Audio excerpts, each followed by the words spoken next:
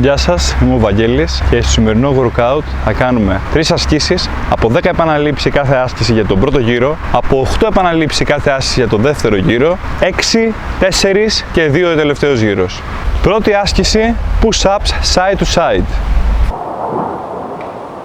Δεύτερη άσκηση, οριοθετούμε μία περιοχή 3 με 4 βήματα και ακουμπάω μία τη μία μεριά, μία την άλλη, κρατώντας το σώμα μου μπροστά, πάνω και σταθερά.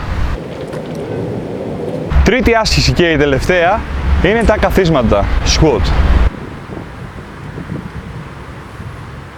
Αφού έχουμε τελειώσει τον πρώτο γύρο, 10 επαναλήψεις κάθε άσκηση, συνεχίζω με το δεύτερο γύρο από 8 επαναλήψεις. Τον τρίτο γύρο με τις 6 επαναλήψεις, τον τέταρτο με τις 4 επαναλήψεις και τον πέμπτο γύρο τον τελευταίο με τις 2 επαναλήψεις.